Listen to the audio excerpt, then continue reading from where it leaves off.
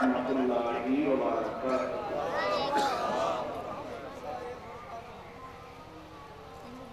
Alhamdulillahi Rabbil alamin. Wal aqibatu lil muttaqin. Wassalatu wassalamu ala sayyidina wa sanabina sayyidil anbiya'i wal mursalin wa ala alihi wa ashabihi ajma'in. Amma ba'du, faqad qala Allahu ta'ala fi syani habibihi amiran wa mukhbiran. Inna Allaha wa malaikatahu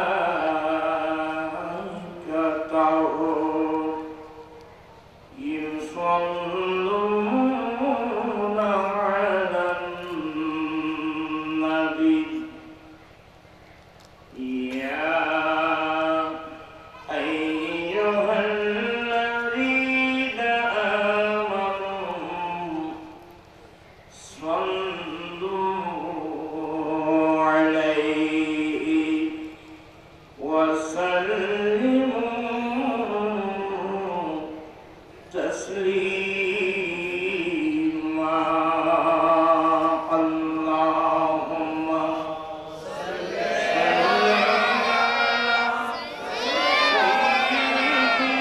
ala sayyidina Muhammad wa ala ali sayyidina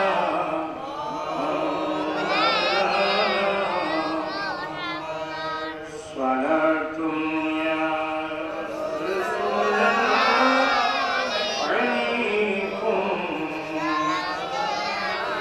salam ya Habiballah alaikum. आपकी फरकत निवारा या नबी, दिल हुआ हमसे दुबारा या नबी। सलाम या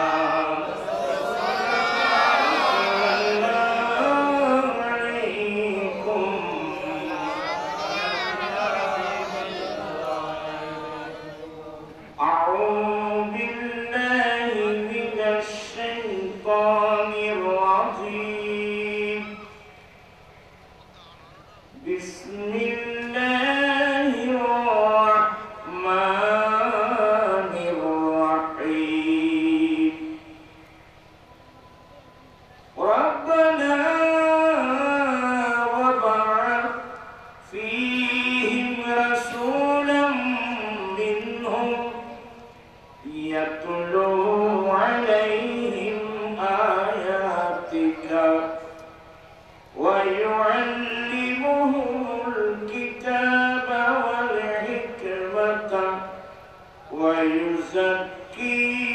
ويزكيهم إنك أنت العزيز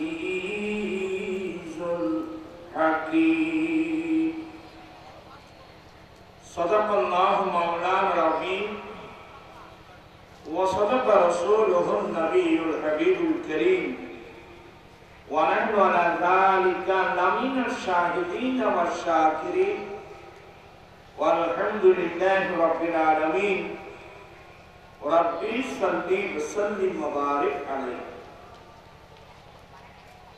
উপস্থিত বলখালী থানার অন্তর্গত ফুফাদিয়া সুন্নি যুবক উন্নয়ন সমিতির ব্যবস্থাপনায় ফুফাদিয়া মোহাম্মদিয়া নুরিয়া সুন্নিয়া জামে মসজিদ ফুফাদিয়া রাসূলিয়া নুরিয়া থানা এতিমখানা প্রাঙ্গণে ওয়াসে পাকের স্মরণ পাশাপাশি গরিব নওয়াজের স্মরণে আয়োজিত মাহফিলের সভাপতি रहनुमाए शरीयत व तरीक़त मुजाहिद मिल्लत मुफ्ती आज़म अलहाज मौलाना मुफ्ती मोहम्मद इदरीस रज़वी रहमतुल्लाह अलैहि साहबजादा मौलाना मोहम्मद अताउल मुस्तफा रज़वी मुद्दसिल्लो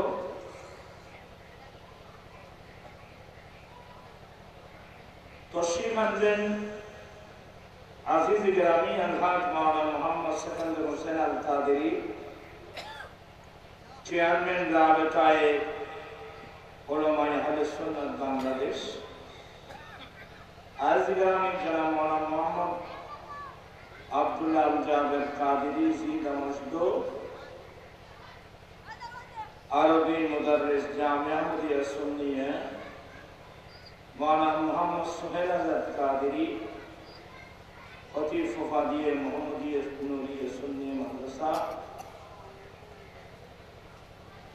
असंख्य उलमाए किराम सफर संगी আসছে আজিজ গ্রামের मौलाना मोहम्मद अनवर रज़ा असंख्य उलमाए किराम बिरादर इस्लाम रहमानी व रहमाकुमुल्लाह ताला रब्बुल आलमीনের দরবারে লাখো কোটি শুকরিয়া যে রব্বুল আলামিন পবিত্র চাঁদে অন্যান্য বছর নিয়ে এবছর অত্যন্ত সুন্দর মনোরম পরিবেশে আয়োজিত মাহফিলে যোগদান করে কোরআন সুন্নাহর আলোচনা শুনে নিজের ঈমান আকীদা মজবুত করার আমলি জিন্দেগি দুরুস্ত করার তৌফিক দিয়েছেন সে রব্বুল আলামিনের দরবারে লাখো কোটি শুকরিয়া আদায় করছি সবাই উচ্চ স্বরে বলুন আলহামদুলিল্লাহ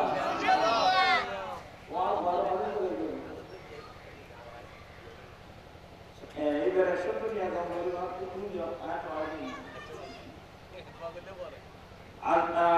আপনাদের শুকরিয়া আদায় করছি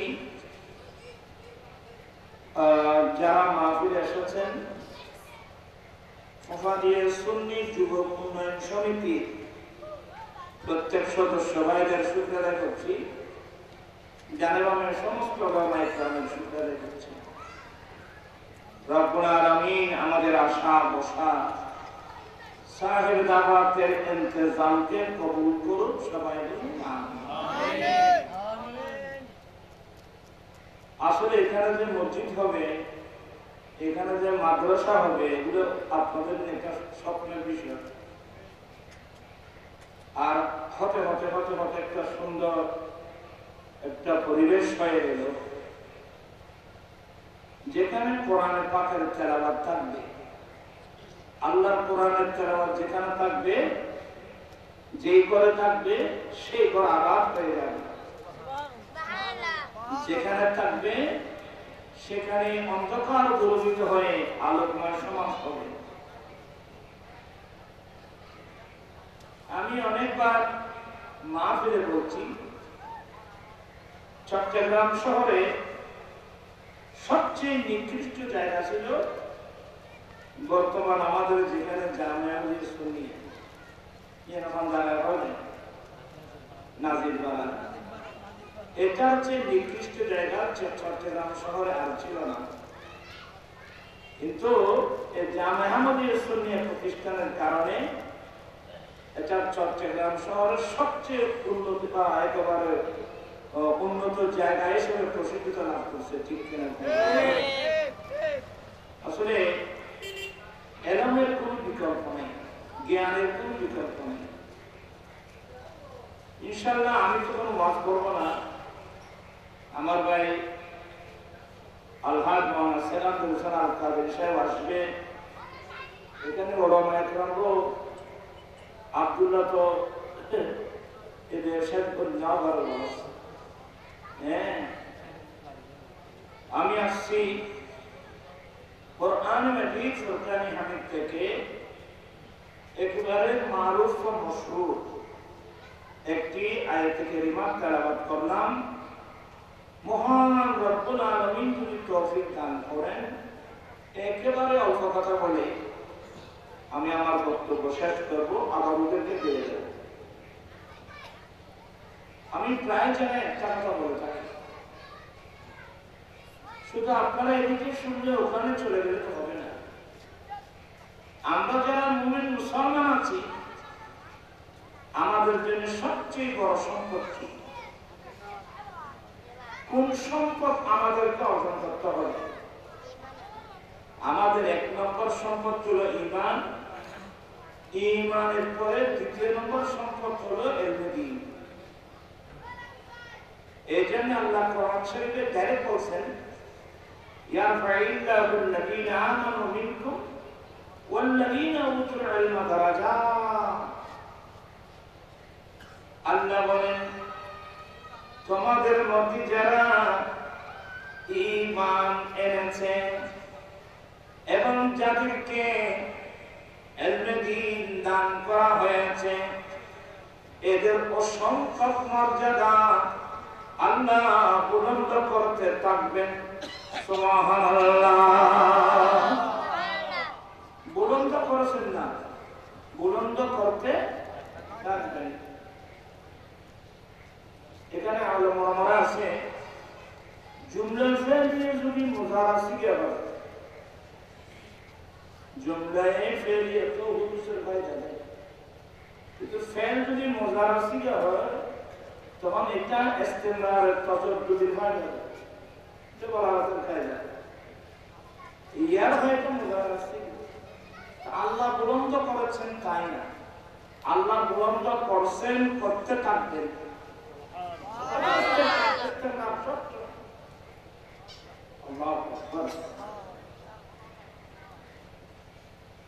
যারা ঈমানদার, এদের সম্মান মর্যাদা আল্লাহ বুলন্দ করতে থাকবেন।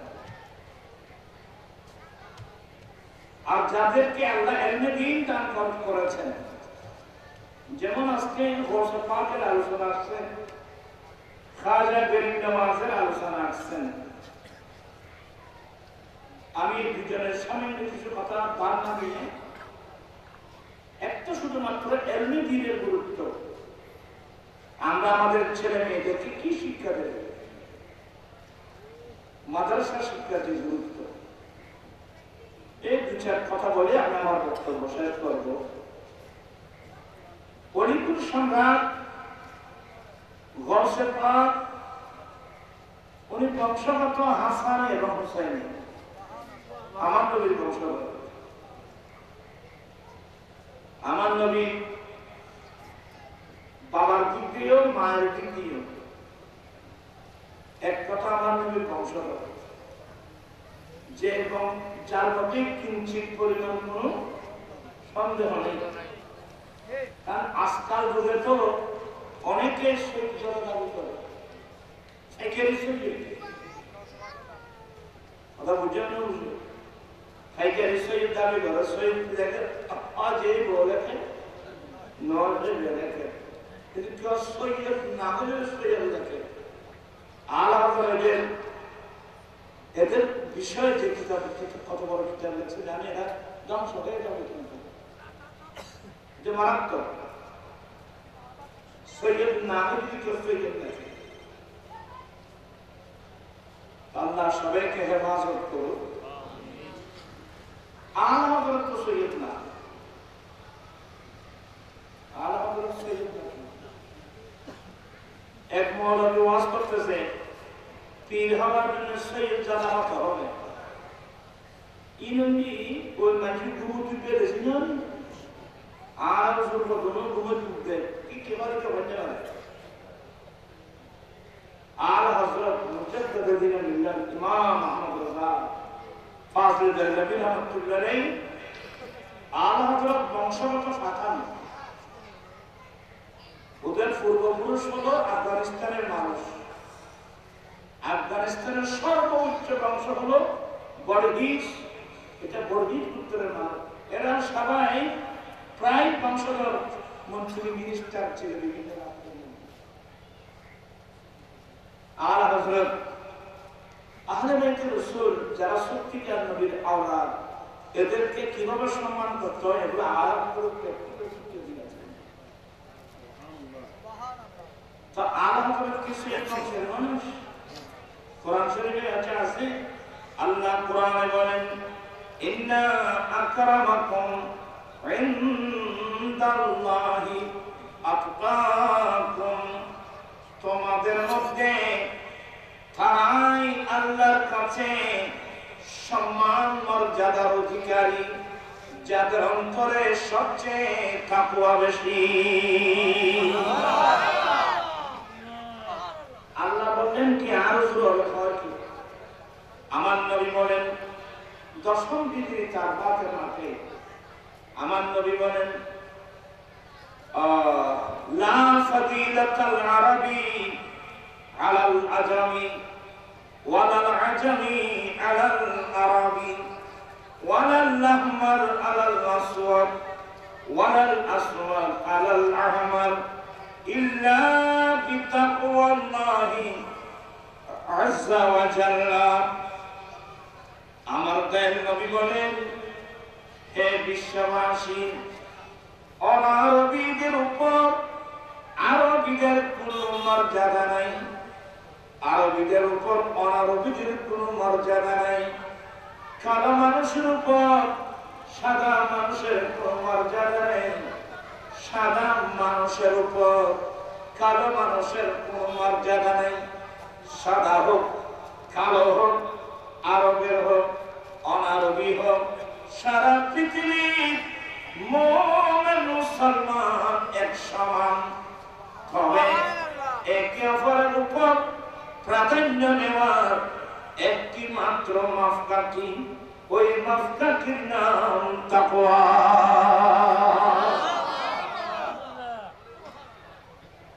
আজকে সারা পৃথিবীতে বেলাল রাদিয়াল্লাহু তাআলার নাম বললে তো মানুষের চোখ দিয়ে পানি এসে যায়, নবীর ইশকের আগুন বেড়ে যায়। বেলাল আল্লামা আব্দুর রহমান জামি বলছেন আজকে তো ফারসি নেই, বান্দায়ে ইশকে শুদি আজ তরকে নসব জামি, বান্দায়ে ইশকে শুদি আজ তরকে নসব জামি, কে দরি রাহে ফুলা ইবনে ফুলা চিজেনি। এ আব্দুর রহমান জামি, তুমি তোমার বংশীয় মর্যাদার কথা এক পাশে রেখে দাও। আগে তুমি আল্লাহর প্রেমিক বান্দা হও, আগে তুমি নবীর প্রেমিক উম্মত হও। কেন? কেদারি রাহে ফুলা ইবনে ফুলা চিজেনি। এই রাস্তার মধ্যে অমুকের ছেলে অমুক এটার গুরুত্ব নাই, এই রাস্তার মধ্যে নবীর প্রেমের গুরুত্ব, নবীর ভালোবাসার গুরুত্ব। আর এই কথা প্রসঙ্গে কিছু এসে যায় আছে, কিন্তু ওয়ালিকুল সংগ্রাম যিনি গৌসে পাক যারা পড়েন না কুতুবুল আকতাব, কুতুবুল আকতাব আইন মারান নহরি পাবলিক বুঝতো না, কিন্তু বাইরে হাজার দিন মেরেছিলাম আছে না বাস মারা নাই নহর দিন বা ইন তো বুঝেন নিয়ে দুটো মানুষ লাগে আর মানুষ অন্য হারিয়ে যায়। আল্লামা জালালউদ্দিন সুয়ুতী রাহমাতুল্লাহ আলাইহি তার বিখ্যাত কিতাব আল হাম জাওয়াবি লিল ফাতাওয়ার মধ্যে এই চ্যাপ্টার আছে। আল্লামা ইবনে আবিদিন শামী যিনি ফতোয়ায়ে শামী লিখছেন, আল্লামা ইবনে আবিদিন শামী রাহমাতুল্লাহ তার কিতাব রাসায়েলে ইবনে আবিদিনের মধ্যে নকল করছেন। ওলি দুই প্রকার, এক প্রকার ওলির নাম ওলিয়ে তাশরীঈ, আর এক প্রকার ওলির নাম ওলিয়ে তাকবীনী। ওলি তাশরীঈ মানুষ এটা পাবলিক হতে পারে, রিক্সাওয়ালাও হতে পারে, ঠেলাগাড়িওয়ালাও হতে পারে, মহিলাও হতে পারে। অনেক রিক্সাওয়ালা এমনি রিক্সা চালায় কিন্তু আল্লাহ কানুনের বাইরে একটা কথা বলে না। ইবাদত রিয়াজত করে ঠেলাগাড়িওয়ালা আছে, অনেক মহিলারাও আছে, ইবাদত রিয়াজত করে আল্লাহ তাদের উপর কি হয়ে গেছে, সন্তুষ্ট হয়েছে। এরা আল্লাহর ওলি, এদেরকে ওলিয়ে তাশরীঈ বলা হয়। এদের উপর রাষ্ট্র পরিচালনার কোনো দায়িত্ব থাকবে না। কিন্তু ওলিয়ে তাকবীনী বলা হয় আল্লাহর রাজ্য পরিচালনার একটা ক্যাবিনেট আছে। রব্বুল আলামিনের এই সারা পৃথিবীর পরিচালনার একটা ক্যাবিনেট আছে। এদেরকে ওলিয়ে তাকবীনী বলা হয়। সেই ক্যাবিনেটের সংখ্যা হলো 356 জন। কয়জন? এই পাবলিক বুঝুন আর আছে ইতারা করে দেশালাটি আর বুঝে আর বক্তব্য হ্যাঁ বলতে তোমার বড় দেশালাটি লাগবে আরে মজা করতে লাগবে দেখছো না মানুষের অন্তরগুলোকে নিয়ন্ত্রণ করতে হবে। একটু ব্যতিক্রম হলে মাহফিল করে দেশ যাবে কোথায়, তোমরা যাবে কোথায়, আমরা যাবে কোথায়, বাচ্চা থাকবে না। আল্লাহ হেফাজত করুক। এখন তো সরকার নেই, এখন সরকার আছে না, কিন্তু সরকার নেই, এখন আছে শুধু একটা অন্তর্বর্তীকালীন সরকার। আমি কিছু বলবো হয়তো আপনারা রান করবেন, কাকে বলবো আমাকে বলবেন তো। আমাকে অনেকে বলে হুজুর আমরা কিভাবে চলবো, আলুর দাম কত জানেন? 3টা মাথা মানুষ 80 টাকা, নতুনটা 100 টাকা, 90 টাকা। এই যে গরিব মানুষ, আমরা তো হুজুর আছি, মানুষ কিছু হাতিয়ে তো বাদে হুজুর অর্ধেক বাসা আনা থাকতে। এটি গরিব মানুষ, রিক্সাওয়ালা, ঠেলাগাড়িওয়ালা, দিন মজুর, দিনে এনে দিনে খায়। এরা কি চাউল কিনবে, আলু কিনবে? আমি বারবার বলছি অন্তর্বর্তীকালীন সরকার, আমি বারবার বলছি আপনারা এদিকে একটু দৃষ্টি দেন। মানুষ বেশি কষ্ট হচ্ছে, মানুষ বেশি কষ্ট হচ্ছে। আরেকটা জিনিস কি, এটা না বলতে চেয়েছিলাম, আমি বলে দিই। 9 তারিখ আমার মিটিং ছিল ঢাকা। ঢাকা থেকে চট্টগ্রাম এসে আমাকে 2টো মাহফিল করতে হবে।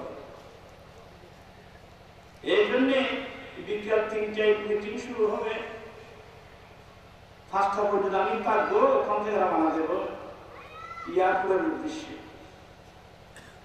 বিমানের টিকিট করে নিলাম, বিমানের একটা টিকিট দিলাম ঢাকা থেকে চট্টগ্রাম, 4,500 টাকা একটা টিকিট বিমানে। ঢাকা শহর এমন জ্যাম, আমি এয়ারপোর্ট পৌঁছতে বলতে 7টা 5 মিনিট হয়ে গেল, ফ্লাইট চলে গেছে। এখন আমি আসবো কিভাবে, মাহফিল করবো কিভাবে? আমার ইঞ্জিনিয়ার সাহেব ছিল, আমি অন্তর্বর্তীকালীন সরকারে যারা আছেন আমি সবার নলেজে জিনিসটা দিচ্ছি। এবং এটার জবাব দিতে হবে আপনাদেরকে। যখন আমি ফ্লাইট দেখলাম এখন কি করা যায়, যখন একটা ফ্লাইট দেখলাম এয়ার স্টার ফ্লাইট, বলে ভাই একটি আপনাদের কি সিট আছে? বলে হ্যাঁ আছে। আমাকে একটা টিকিট দেন। কত টাকা? বলো হুজুর 8,000 টাকা। কয় হাজার? একটু আওয়াজ দিয়ে বলেন কয় হাজার? 8,000 টাকা। বাংলাদেশের ইতিহাসে আমি কত শতবার হাজারবার সৌদি, দুবাই, কাতার, মস্কট কতবার যাচ্ছি, চিটাং থেকে ঢাকা, ঢাকা থেকে চিটাগাং এবং সৈয়দপুর, সিলেট, রাজশাহী, কত জায়গায় যাচ্ছি বাংলাদেশের ইতিহাসে। ঢাকা থেকে চিটাং পর্যন্ত একটা টিকিটের দাম 8,000 টাকা। জীবনে কোনোদিন শুনছেন? এটা একটা দিন করে ডাকাতি করার মতো। আমি অন্তর্বর্তীকালীন সরকারে যারা আছেন, আমি আপনাদের ব্যাখ্যা দাবি করছি। আপনারা দেশটাকে কোথায় নিয়ে যাচ্ছেন? এটা জবাবদিহি করতে হবে, নতুবা আমি সাংবাদিক সম্মেলন করবো। একটা টিকিটের দাম ঢাকা থেকে চট্টগ্রাম পর্যন্ত 8,000 টাকা হয়। তারপরেও হলো কি, টাইম দিয়েছে 8টা 5 মিনিটে ছাড়বে, সেই ফ্লাইট ছাড়তেছে 9টা 20 মিনিটে। একটা এসে মাহফিল পাইনি, ওখানে আমি যেতে পারছি না, আমার বড় ছেলেকে বাথরুম, তুমি একটু যাও। লাস্টের মাহফিলটা লালিয়াঘাটে গিয়ে কোনো মতে অ্যাটেন্ড করলাম। মনের মধ্যে বেশি আঘাত পেয়ে গেলাম। এখানে যদি অন্তর্বর্তীকালীন সরকারের যদি সমর্থন না থাকে, এরা কোন সাহসে একটা টিকিটের দাম 8,000 টাকা নিল? আমি এটা অন্তর্বর্তীকালীন সরকারের কাছে এটা আমি ব্যাখ্যা দাবি করছি যে আমার মতো নিশ্চয় আরো কত মানুষ কি হবে, আর কত মানুষ কষ্ট অবশ্যই করতে পারবে।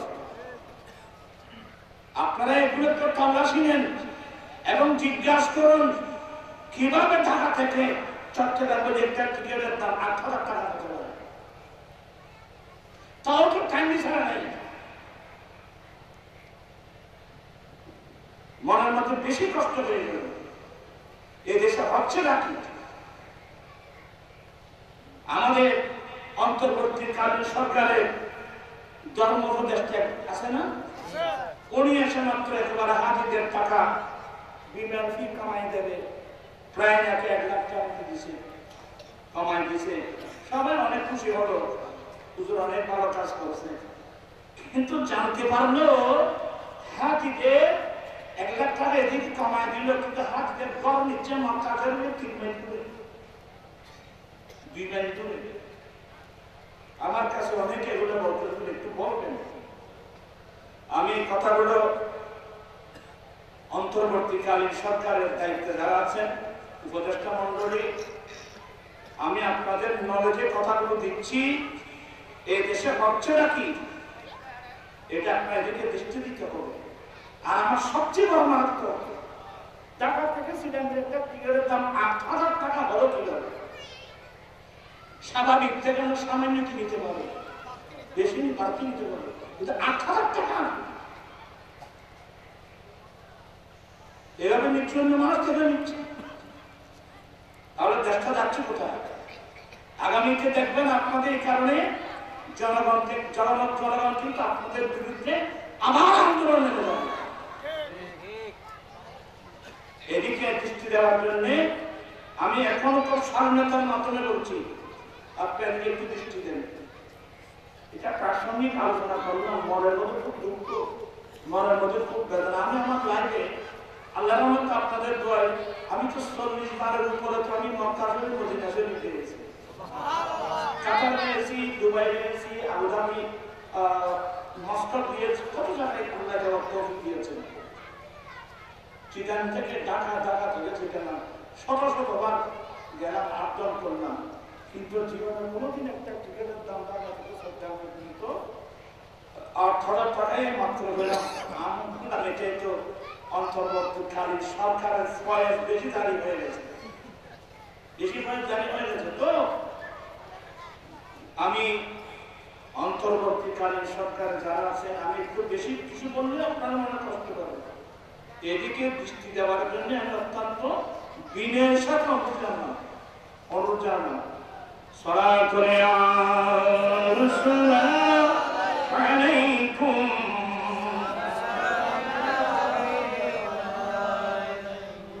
নসিমে যা নিবি বতহা গুজারকুম যে আহওয়ালাম মুস্তাফারা খবর কোন সালাম করে আলাইকুম।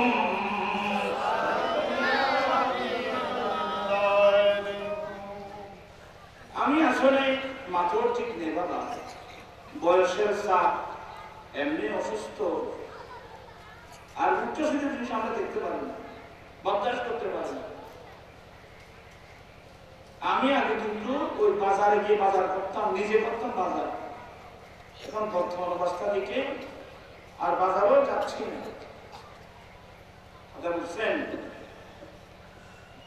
এখানে বাজার বলে এগুলো সরকারের নিয়ন্ত্রণে কিছু নেই, এখানে যার যা ইচ্ছে তাই করতেছে। কিন্তু সবচেয়ে বেশি কষ্ট পাচ্ছে যারা গরিব আছে, যারা গরিব মিসকিন, এরা বেশি কষ্ট। এই যে কনকনে শীতের মধ্যে 1 কেজি আলুর দাম যদি 80 টাকা হয়, একটা সুইটারের দাম কত হবে? আপনারা নিজেরাই চিন্তা করেন। খুব কনকনে শীত, এদিকে দৃষ্টি দেওয়ার জন্য আমি অনুরোধ থাকলো। আচ্ছা, আমার বেশি বললে ওরা নার্ভাস দেওয়া হয়ে যাবে, আমার উপর নারাজ হয়ে যাবে। আল্লাহ সবাইকে গুলা বুঝার তৌফিক দান করো। কিন্তু আপনারা আপনাদের দায়িত্ব যখন নিয়েছেন, এগুলো আল্লাহর কাছেও জবাব দিতে হবে, বান্দার কাছেও আপনাদের দিতে হবে, জবাব দিতে হবে, আল্লাহর কাছেও জবাব দিতে হবে। আলাইসাল্লাহু বিআহকামিল হাকিমিন।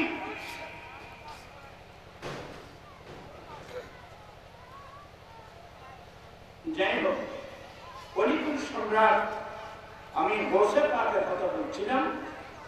গৌসে পাকের আসল নাম আব্দুল কাদের। কি নাম? আব্দুল কাদের।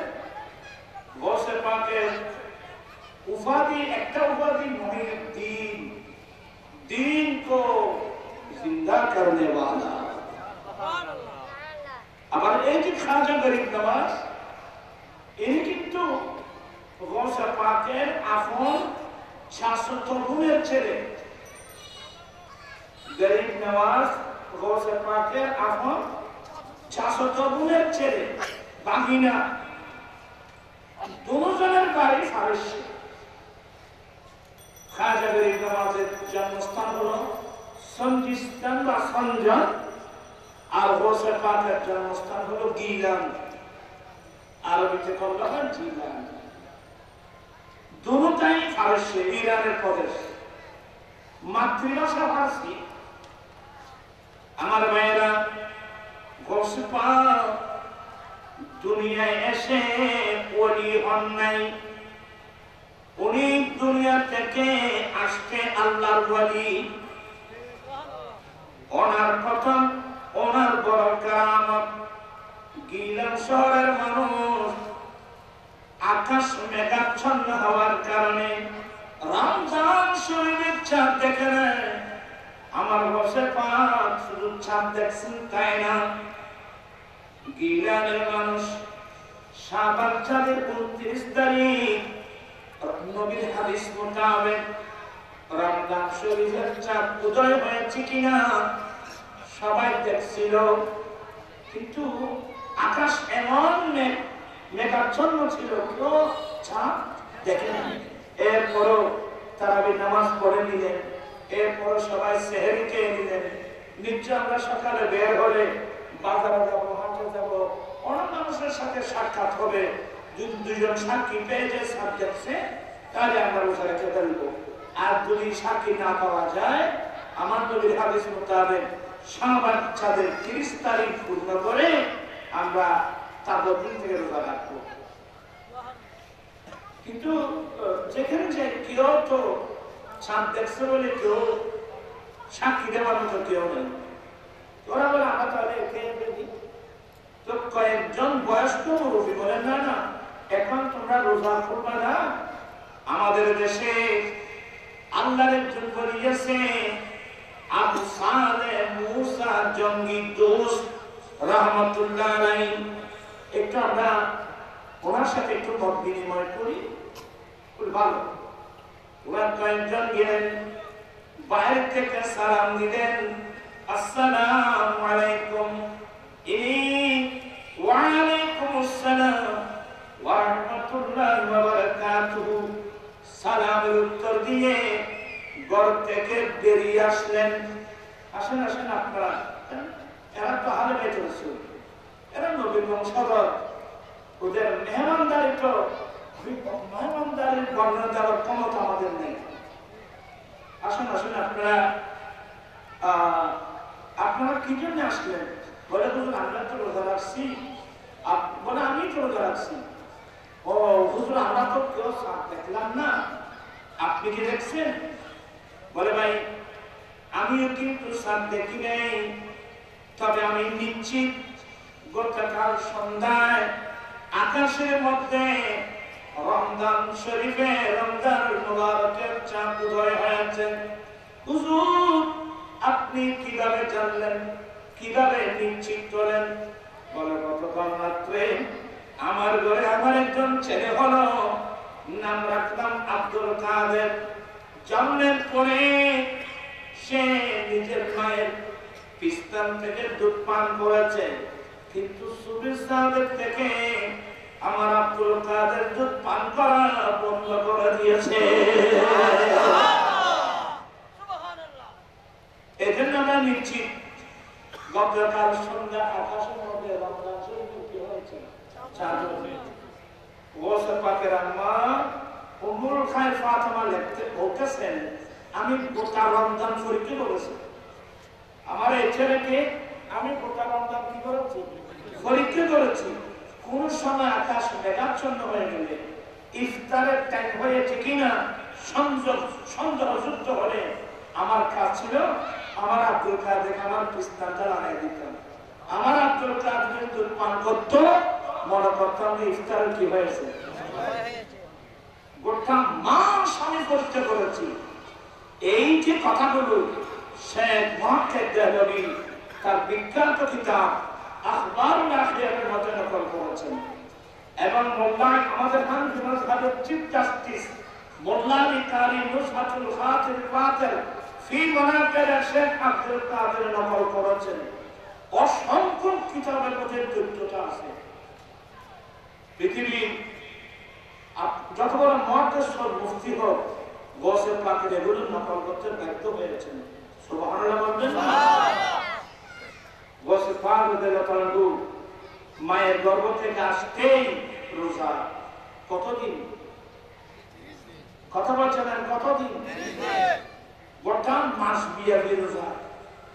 আচ্ছা ওনার উপর রোজা খরচ হয়েছে, হয় নাই? এখান থেকে আজকাল আমাদের যে সমস্ত ছেলেরা, অনেক ছেলের বাবাও পর্যন্ত কি জানাচ্ছে আমার ডিস্ট্রিক্ট ডাক্তার বলে পেট ভরা রাখতে, এই কথা বলে বলে রমজান শরীফের দিনের বেলায় অনেকে তো হিন্দু হোটেলে ঢুকে খানা খাচ্ছেন। আমি সতর্ক করছি কিয়ামতের মাঠে আপনি গৌসে পাকের সামনে কিভাবে মুখ দেখাবেন, আমার নবীর সামনে কিভাবে মুখ দেখাবেন, আল্লাহ রসুলকে কি জবাব দেবেন? আপনি এই ধোঁকাবাজি, আল্লাহ রসুলের সাথে ধোঁকাবাজি। আমার গৌসে পাক গোটা মাস ব্যাপী রোজা রাখছেন। শুধু তাই না, আশ্চর্য হয়ে যাবেন, আমি আপনাদেরকে বোঝাতে চেয়েছিলাম উনি দুনিয়াতে এসে আল্লাহর ওলি হন নাই, মায়ের গর্ভ থেকে আসতে আল্লাহর ওলি। কিভাবে? তো মাও ছিল কেমন, যে মায়ের গর্ভ দিয়ে বসে পাক আসছেন, ওই মহিলা কেমন ছিল? বেনামাজি, বেপরদা, আপনারা গোসে পাকের আব্বার বিবাহের কাহিনী আপনারা অনেকেই জানেন, যাদেরকে যারা যে মহিলাটা বালেগা হওয়ার পর থেকে কোনোদিন আল্লাহর কানুনের বিরুদ্ধে চোখ উঠায় কোনো বেগানা পুরুষের দিকে দেখে নেই, কোনো বেগানা পুরুষও তাদের শরীর দেখে নেই। এখন তো আমাদের মেয়েদেরকে সবাই দেখতেছে, আমি বলে তোমার বসে বলতে বাস জমিন যদি উর্বর হয় ফসল ভালো হবে, জমিন যদি নাটা হয়, জমিন যদি অনুর্বর হয়, সুস্বা ছাড়া ভালো ফসল খাওয়া যাবে না। আল্লাহ সবাইকে হেফাজত করুন, এই কথাগুলো বুঝার তৌফিক দান করুন। আমার গোসে পাকের কাছে প্রশ্ন করা হলো, হুজুর আপনি যে আল্লাহর ওলি, এই জিনিসটা আপনি জানলেন কিভাবে? বড় মজার প্রশ্ন। হুজুর আপনি যে আল্লাহর ওলি, এই জিনিসটা আপনি জানলেন কখন, কিভাবে জানলেন? এবারে তথ্যটা শোনেন। আমার গোসে পাক বলেন, আমি আব্দুল কাদেরের বয়স যখন 10 বছর, আমি আল্লাহর কোরআন আমার নবীর সুন্নাত বুকে নিয়ে ঘর থেকে বের হলাম মাদ্রাসায় যাওয়ার জন্য। উচ্চস্বরে বলুন সুবহানাল্লাহ। অথচ উনি আল্লাহর ওলি। বছর আমার বয়স যখন 10 বছর, আমি কোরআন আল্লাহর কিতাব বুকে নিয়ে, নবীর সুন্নাত বুকে নিয়ে আমি ঘর থেকে বের হলাম মাদ্রাসায় যাওয়ার জন্য। আমি যখনই ঘর থেকে বের হলাম, আমি আব্দুল কাদের দেখতেছি আমার ডানে বামে মহান রব্বুল আলামিনের নূরি জগতের ফেরেশতা। দেখেন গোসে পাক 10 বছর বয়সে কোফালের চোখে ফেরেশতা দেখছেন। ওনার কত বড় মাকাম। আজকে আমি সামান্য কিছু আলোচনা করেছি ইয়েতে মুরাদপুরে। আমার ভাই সুলেখাজি মাদ্রাসার প্রিন্সিপাল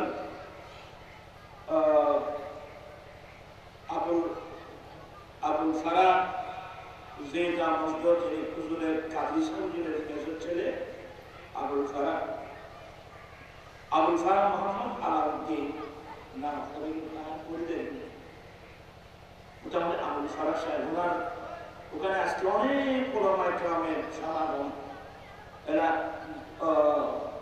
উনি গৌসুল আজম, ইমামুল আউলিয়া গৌসুল আজম কনফারেন্স করছে। এটা হুজুরের থাকতে উনি আরম্ভ করেছেন। ওখানে সামান্য কথা বলবেন। আসলে এটা একটা আক্রান্তিক মহাসার। আমার মেয়েরা গৌসে পাক বলছেন, আমার বয়স কত বললেন? 10 বছর। আমি আল্লাহর কিতাব বুকে নিয়ে, আমার নবীর সুন্নাত বুকে নিয়ে আমি বের হলাম মাদ্রাসায় যাওয়ার জন্য। দ্বীনের জ্ঞান, ধর্মের জ্ঞান অর্জন করার জন্য বের হলাম। বের হওয়ার সাথেই আমি দেখলাম আমার ডানে বামে নূর জগতের ফেরেশতা। এটাকে আপনি স্বীকার করতে পারবেন না। এবার একটা হাদিস পড়ুন, আপনারা পড়ুন না। কারণ এখন ইনসান নাই জন্ম আসমানে, এই দুধুরায় করার অভাবে আজিয়েরও কিছু বাংলা বলো কানা। আমি এগুলো প্রায় সময় বলি কানা। এখন মুখ খুলি কম করে বলো, মুখ খুলে দিও। এটা ধরুন কানা রাসূলুল্লাহি সাল্লাল্লাহু আলাইহি ওয়াসাল্লাম মান সালাকা তরিকান ইয়াতলুবু ফীহি ইলমান সালাকাল্লাহু ওয়া ফী সাহালাল্লাহু তরিকাম মিন তুরুকিল জান্নাহ ওয়া ইন্নাল মালাইকাতা লা তাদাউ আজনিহাতাহা রাদান লিতালিবিল ইলমি। আল্লাহর নবী বলেন, হে আমার উম্মত, যারা রাস্তা অতিক্রম করে যাবে,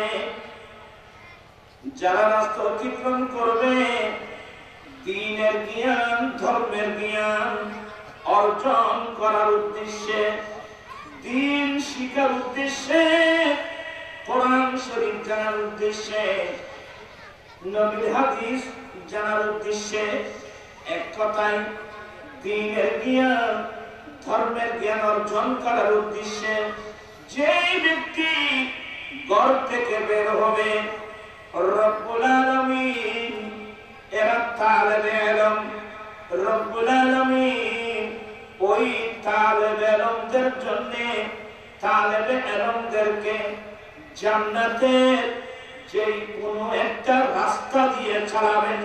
সুবহানাল্লাহ। এগুলো সরকার দরবারের জবানের বাণী। যেই ব্যক্তি দ্বীন শিক্ষার জন্য, ধর্মের জ্ঞান অর্জন করার জন্য ঘর থেকে বের হয়েছে, আর আমার নবী বলেন আল্লাহ তাকে জান্নাতের যে কোনো একটা রাস্তা দিয়ে ছাড়াবেন। অপর হাদিস মোতাবেক জান্নাতের যে কোনো একটা রাস্তা দিয়ে চলা আল্লাহ তাদের জন্য সহজ করে দেবেন। শুধু তাই না, তালেবে ইলমদের মর্যাদা কত বড়। যারা দ্বীন শিখতে বের হয়, যারা কোরআন সুন্নাহ শিখার জন্য বের হয়, তাদের মর্যাদা কত বড়। আল্লাহর নূর জগতের ফেরেশতারা তালেবে ইলমদেরকে খুশি করার জন্য, তালেবে ইলমদের চলার পথে গোটা রাস্তার মধ্যে নূরানি ডানাগুলো বিছায় দেয়। আল্লাহু আকবার, আল্লাহু আকবার। এগুলো সরকার দো আলম সাল্লাল্লাহু আলাইহি ওয়াসাল্লামের হাদিস শরীফ, আমার কিছু না। নবীর কথা বিশ্বাস করতে হবে। নবীর কথা বিশ্বাস না করলে তো আপনি মুসলমান না। তাহলে যারা দ্বীনের জ্ঞান অর্জন করার জন্য বের হয়, এদের এরা তালেবে ইলম হয়ে যায়। আর যদি তালেবে ইলম হতে পারে, তাদের এত বড় মর্যাদা যে তালেবে ইলমকে খুশি করার জন্য গোটা রাস্তার মধ্যে ফেরেশতারা নূরানি ডানাগুলো কি বিছাইয়ে দেয়। আল্লাহু আকবার। আমার মুসলমান বলেন, আমি বয়স 10 বছর, আমি কোরআন সুন্নাহ বুকে নিয়ে ঘর থেকে বের হলাম, মাদ্রাসায় যাব। আমি বের হওয়ার সাথে দেখলাম আমার ডানে বামে নূর জগতের ফেরেশতা, এরা আমার সঙ্গে সঙ্গে আমাকে মাদ্রাসায় নিয়ে যাচ্ছে। তালেবে ইলম যারা মাদ্রাসায় পড়ে, যারা কোরআন সুন্নাহ জ্ঞান অর্জন করে, তাদের কত বড় মর্যাদা। আরে এগুলো না, একজন তালেবে ইলম একটা মুসলমানের কবরের পাশে দিয়ে শুধু হেঁটে গেল, 40 দিনের জন্য সে কবরস্থান আযাব কেটে গেল। সুবহানাল্লাহ। তালেবে ইলমের এত বড় মর্যাদা। আমরা কি এগুলো বুঝি? বুঝলে তো আমরা আমাদের ছেলে মেয়ে সবাইকে মাদ্রাসায় দিতে হবে। এটা তো মুসলমানরা মাদ্রাসা বাদ দিয়ে ফেলছে। এখন কেজি, কিন্ডারগার্টেন, আশা, প্রত্যাশা, নজর, ব্রাক, এখন ওইদিকে সবাই চলে যাচ্ছে। যা অসুবিধা নেই, আমার জীবন যেন আমি শিখিয়ে দিতে পারবো। আমি কোরআন দেখতে দিব। আমাকে অনেকে বলে, আপনার ছেলে মেয়ে? আমি আলহামদুলিল্লাহ আমার 5 জন ছেলে।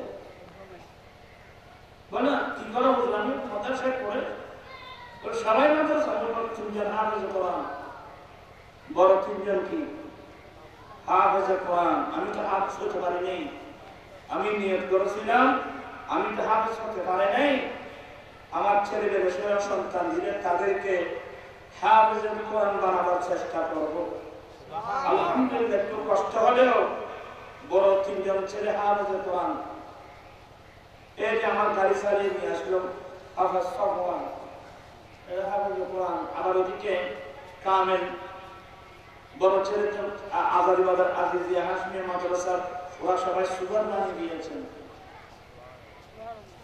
বাকি দুইটা চতুর্থ নম্বর এটা জামিয়াতে ছিল, এখন সে মালয়েশিয়া ইউনিভার্সিটিতে আছে। পঞ্চম নম্বর এটাও মাদ্রাসায় আছে। বলো তো সবগুলো মাদ্রাসা হবে না? বলে স্কুল নয় না, কিনে থেকে মারা যাবো। ওখানে আল্লাহ কোরআন আছে বলে নাই, ওখানে আমার রিয়াদুস শরীফ আছে বলে নাই। আমি জেনে শুনে যেখানে আল্লাহ কোরআন নাই, যেখানে আমার রিয়াদুস শরীফ নাই, আমি কেন ছেড়ে ওখানে যাব? আল্লাহ তো আমাকে বিবেক বুদ্ধি দিয়েছে, আমাকে ভালো মন্দ বোঝার ক্যাপাসিটি দিয়েছে। হয়তো আমার কথাগুলো আপনাদের ভালো লাগবে না। আধুনিক যুগ, ছেলে মেয়েরা এখন ভিন্ন মতে চলে। আপনি চলতে পারেন, আমি চলতে পারবো না। হ্যাঁ, আজকে দেশের কি অবস্থা, মানুষের কি অবস্থা হচ্ছে জানেন? গোটা দেশ সুদ, গোটা দেশ সুদ দখল করে ফেলছে। অনেক মহিলারা পর্যন্ত সুদের মধ্যে কি টাকা লাগাচ্ছে। তো মুসলমান সবাই সুদ কিভাবে আসলো? এটা একটা বড় কিয়ামতের আলামত। সুদ এক সময় ছিল, আমার নবী সুদ সিস্টেম কি করে দিয়েছে, দখল করে দিয়েছে। নূরের নবীর নূরে চরণ যেদিন পাইব, আরে দুঃখ মুছিয়া নবী করিল স্বর্গীয় জীবন। নূরের নবীর নূরে চরণ যেদিন পাইব, আর দুঃখ মুছিয়া নবী করিল জান্নাতি জীবন। মারাগাছের ডালে ডালে ফুল ফুটেছে, আজি ঈদ মিলাদুন নবী, আজি ঈদ মিলাদুন নবীর মুখলিল কোরআন, আজি ঈদ মিলাদুন নবী, আনন্দের উল্লাসে সারা জগৎ ভরেছে, আজি ঈদ মিলাদুন নবী। আচ্ছা যাই দেরি হয়ে যাবে, আমি আমার কথা ছিল, আমার নবী মক্কা শরীফ এসে দেখলেন গোটা মক্কা শরীফ সুদ সিস্টেম ভরপুর। বড় বড় পয়সাওয়ালা পুঁজিপতিরা বিভিন্ন ধরনের সুদ সিস্টেম চালু করে দিয়েছে। কি সুদ? সুদ চক্রবৃদ্ধি সুদ, বুঝো না? চক্র বক্র। হ্যাঁ, আমার নবী এসে দেখলেন সুদ মানে বুঝেন? সুদ মানে চট্টগ্রাম ভাষায় হয় যে ফয়লু বাইরে খাবি ডালবা, বুঝলেন আমার কথা? ফয়ল মানে বাইরে খাবি ডাল। সুদ মানে যার কাছে নাই তার থেকে নাও, যার কাছে আছে তাকে দাও। কি মানে পুঁজিপতি পুঁজিপতিটা হতে থাকো, গরিব গরিব হতে থাকো। একটু বুঝতে বুঝতে কষ্ট হচ্ছে আপনাদের। একজন গরিব মানুষ বিপদে পড়ে, চাচা আমি তো বিপদে পড়লাম বাবা, আমাকে ৫,০০০ টাকা কর্জ দেন না, আমি ১ মাস পরে আপনাকে দিয়ে দেব। বলে ৫,০০০ কেন, ১০,০০০ টাকা ওদের বাবু যায়, কিন্তু ১ মাস পরে আমাকে ৫,০০০ টাকায় ৭,০০০ দিতে হবে, ১০,০০০ টাকায় ১৪,০০০ টাকা দিতে হবে। আচ্ছা এসপিআর কত? ৫,০০০ নিলে ২,০০০, ১০,০০০ নিলে ৪,০০০ এসপিআর নিচ্ছে। কার থেকে? গরিব মানুষ যে বিপদে পড়ে কর্জ নিল, দাঁড় নিল, সে তো মূল টাকা তো দিতে হলো ৫,০০০, কিন্তু আরো এসপিআর কত দিচ্ছে? কে? গরিব মানুষ। নিচ্ছে কে? বড় পুঁজিপতি। এর চেয়ে মানবতার বিরোধী কাজ আর কি হতে পারে বাবা? আমার দয়াল নবী আরাফাতের মাঠে দাঁড়িয়ে কি বলছিলেন? ইন্না রিবাল জাহিলিয়া তাহতা কদমাই ইয়ামুদু। উম্মত, জিহাদের যুগে, অন্ধকার যুগে যত প্রকারের সুদ প্রথা, সমস্ত সুদ প্রথা আমি আজকে পায়ের নিচে দফন করে দিলাম।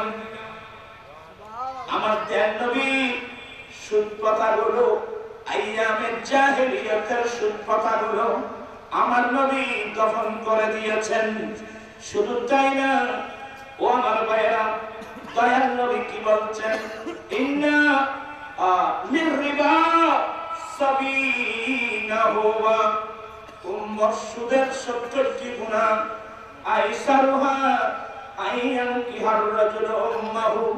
সুদের 70টি গুনাহের মধ্যে একেবারে নরমের গুনাহ নিজের ছেলে নিজের মাকে বিবাহ করা যত বড় গুনাহ।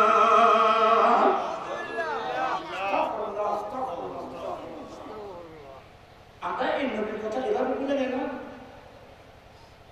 আজকে আমাদের বিপদ কেন? আমরা নবীর কথা ভুলে গেছি। হ্যাঁ আমার ভাইয়েরা, কোরআন শরীফে একটা আয়াত পাবেন, বিশ্বের মানুষ, আল্লাহ এবং আল্লাহর রাসূলের পক্ষ থেকে যুদ্ধ ঘোষণা করা হয়েছে। ফাদানু বিহারবিন মিনাল্লাহি ওয়া রাসূলিহি। আল্লাহ এবং রাসূলের পক্ষ থেকে যুদ্ধের এলান হয়ে গেছে, যুদ্ধ ঘোষণা, যুদ্ধের ঘোষণা করা হয়েছে। যুদ্ধ করবে? আসুন, যুদ্ধ মানে সুদ দেওয়া, সুদ নেওয়া, সুদকে সমর্থন করা মানে কেন আল্লাহ এবং রাসূলের সাথে যুদ্ধ করা। আমরা যদি আল্লাহ রাসূলের সাথে যুদ্ধ করি, তোমার ব্যস্ত যুদ্ধ করবে আমেরিকার বিরুদ্ধে না রাশিয়ার বিরুদ্ধে? এখনো সময় আছে, তাড়াতাড়ি তওবা করো। আমার রাসূল কোথাও একটা সুন্দর সমাজ ব্যবস্থা দিলেন, যাকাত ভিত্তিক। কি? যাকাত ভিত্তিক। দরিদ্র মানুষের দরিদ্রতা বিমোচনের লক্ষ্যে পুঁজিপতির উপর, পয়সাওয়ালার উপর আল্লাহ বৎসরের মাথায় একবার শতকরা 8% যাকাত আল্লাহ কি করে দিয়েছেন? ফরজ করে দিয়েছেন। তো নবী দিয়েছেন যাকাত ভিত্তিক সুদ মুক্ত সমাজ ব্যবস্থা। কি সুন্দর! যাকাত ভিত্তিক সুদ মুক্ত সমাজ ব্যবস্থা। সেই নবীর কালমা পড়ে আমরা করলাম কি? ও ইহুদি নাসারাকে খুশি করার জন্য আমরা করলাম সুদ ভিত্তিক যাকাত মুক্ত সমাজ ব্যবস্থা। আল্লাহ রাসূল দিয়েছেন যাকাত ভিত্তিক সুদ মুক্ত, আর আমরা বানিয়েছি সুদ ভিত্তিক যাকাত মুক্ত। বরং সুদ ভিত্তিক যাকাত মুক্ত কিভাবে বললেন? আমি শর্ট ভাষায় উত্তর দেব, সহজ উত্তর দেব। এই দেশের যদি কোনো মানুষ মালের যাকাত না দেয়, তাকে ধরে নেওয়ার জন্য কোনো পুলিশ আসবে? কিন্তু কেউ যদি ব্যাংকের সুদ না দেয়, পুলিশ কয়বার আসবে? ইমানি এই দেশের সুদের গুরুত্ব, এই দেশের যাকাতের কোনো কি নেই, গুরুত্ব নেই। অথচ খলিফাতুর রাসূল হযরত সিদ্দিক আকবর রাদিয়াল্লাহু আনহু নম্র টাইপের লোক হওয়া সত্ত্বেও মুনাফিকরা যখন ঘোষণা দিল আমরা আজ থেকে মালের যাকাত দেব না, সিদ্দিক আকবর এমন পর্যন্ত হয়ে গেলেন, তরবারি বের করে নিয়ে ঘোষণা দিলেন যে মালের যাকাত দিতে স্বীকার করবে সেই ব্যক্তি আবু বকর সিদ্দিকের তরবারি থেকে রেহাই পাবে না। আর দিকে বের হবে বঙ্গনবী, বাচ্চা বলে এটা নাই না বলছি, এটির নাম তোলাইহা, এটা কথা আইন নবী। আসো জানাই তো সত্যের জানানো এটি জানাবে। সিদ্দিক আকবর রাদিয়াল্লাহু আনহু কত বড় ইমতিহান! উনি খালিদ বিন ওয়ালিদের নেতৃত্বে মুজাহিদিন ইয়ে করে একদিক দিয়ে বঙ্গনবীদের বিরুদ্ধে যুদ্ধ করে বঙ্গনবীকে দমন করে আমার নবীর দেওয়া বাগান, ইসলামের বাগান পুনঃ রেখেছেন। অপর দিক দিয়ে যাকাত অস্বীকার বিরুদ্ধে যুদ্ধ। যুদ্ধ করে আমার সিদ্দিক আকবর আমার নবীর দেখে যাবে ইসলামের বাগানকে হেফাজত করেছেন। এর তো নবীর বাগান পাহারা দেওয়ার কোনো লোক নাই, যারাই পাহারাদার তারাই সুরের কাবিদার। আর আমার বসে পাকের উপাধি মহিউদ্দিন। আমার বসে পাকের উপাধি কি? মহিউদ্দিন। ওনার কথা বলতে চেয়েছিলাম। আমার বসে পাক বলেন, নূরে জগতের ফেরেশতারা আমাকে সঙ্গে নিয়ে মাদ্রাসায় যাচ্ছেন। আমি যখন মাদ্রাসায় পৌঁছে গেলাম, আমার ক্লাসমেট যারা ছিল ওরা তো সবাই ক্লাসে বসে আছেন। একজন ফেরেশতা ডাক দিয়ে বলে, এই মাদ্রাসার ছাত্র, আরে তোমরা এখনো বসে আছো? আরে আল্লাহর ওলি আসছে, বসার জায়গা করে দাও। আমার বসে পাক বলেন, আমি সেদিন থেকে জানলাম যে আমি যে আল্লাহর ওলি। চিৎকার করে বলুন না সুবহানাল্লাহ। প্রান্তিক সাহেবেরা বসে পাকের কথা বললে আপনারা আশ্চর্য হয়ে যাবেন। হ্যাঁ, বসে পাকের বয়স 17। একদিন গিলান শহরে একজন মানুষ, ওই আলসার আছে, আলসর গেরেও আলসর এখন তা আগামীতে আল খাইতে না, ট্রাক্টর চালাতে যাবে যে আলসর বিভিন্ন এখন আল বসে পাক আমার নবীর বংশধর, এরা তো জীবনে কোনোদিন হাল চালাই নেই। বলে একজন মানুষ হাল চালাচ্ছে দেখে আমি একটু হাল চালাবো, এই কথা বলে। আমার বয়স কিন্তু 17 বছর। নাঙ্গলের পুঁথি যখন ধরলেন, নাঙ্গলের পুঁথি ধরা মাত্রই শেখ মুহাম্মদ দেলভি লিখতেছেন, অনেক মুহাদ্দিসিন ইকরাম লিখতেছেন, নাঙ্গলের পুঁথি ধরা মাত্রই গরু দুটা মুসর দিয়ে আমার বসের পাকের সামনে নিয়ে দাঁড়ালেন। গরুর মুসর দিয়ে সামনে দিয়ে গেলি মাই আরাত গায়ের দরজাই গরু দুটা মুসর দিয়ে বসের পাকের সামনে দাঁড়ালেন। সুবহানাল্লাহ। ওই গরুর মুখ দিয়ে আরবি ভাষা বের হয়ে গেল। ওই গরু দুটা আরবি ভাষায় কি বলছেন? মা লিহাদা খুলিকতা ওয়ালা বিহাদা উমিরতা ইয়া মুবারক। এ বরকতময় সন্তান, আপনাকে এই কাজের জন্য বানানো হয় নাই, আপনাকে এই কাজের নির্দেশ দেওয়া হয় নাই।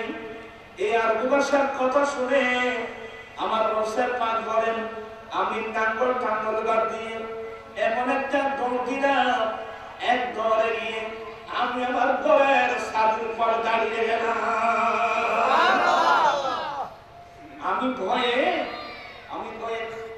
ঘরের ছাদের উপর দাঁড়ালাম। আমি আব্দুল কাদের গিলান শহরের ঘরের ছাদে দাঁড়িয়ে আমি ডাইনে মক্কায়ে মুআজ্জামার ঐতিহাসিক ময়দান, আমি আরাফাতের ময়দান দেখতেছি। আমি আরাফাতের ময়দান দেখতেছি। হাজার হাজার হাজির হারামাইন একটা সিলাইবিহীন কাপড় পরলেন, সিলাইবিহীন একটা কাপড় গায়ে দিলেন, মাথায় কোনো পাগড়ি নেই, মাথায় কোনো টুপি নেই, সবার ছুটি বানি, সবাই কাঁদতেছেন, লাব্বাইক আল্লাহুম্মা লাব্বাইক লাব্বাইক লা শারীকা লাক লাব্বাইক ইন্নাল হামদা ওয়ান নি'মাতা লাক ওয়ান মুলক লা শারীকা লাক। আমি যখন হাজার হাজার হাজির হারামাইনের আল্লাহর দরবারে কান্নাকাটির এই দৃশ্য দেখলাম, আমি মুহূর্তের মধ্যে ঘরের ছাদ থেকে নেমে আসেন আমার আম্মি জানের সামনে দাঁড়ালাম। তখন আমার আম্মি জানের বয়স ৭৭ বছরের বুড়িমা। দাঁড়িয়ে সমস্ত ঘটনা বর্ণনা করলাম। ওই যে নাঙ্গলের পুঁথি ধরা গরু আরবি ভাষায় যে কথা বলছে, এবং আমি এরপরে ঘরের ছাদে গিয়ে আরাফাতের ময়দান দেখলাম।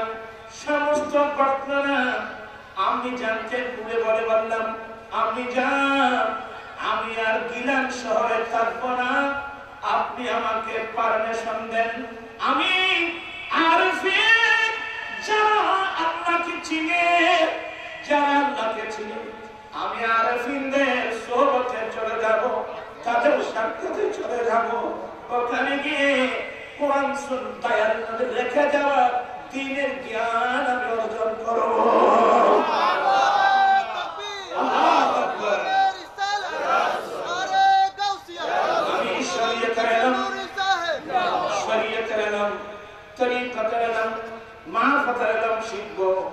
আমি যেন আমাকে পারমিশন দেন, তো মা বলে বাবা আচ্ছা ঠিক আছে আমি তোমাকে পারমিশন দিলাম, তুমি একটু গোসল করে আসো।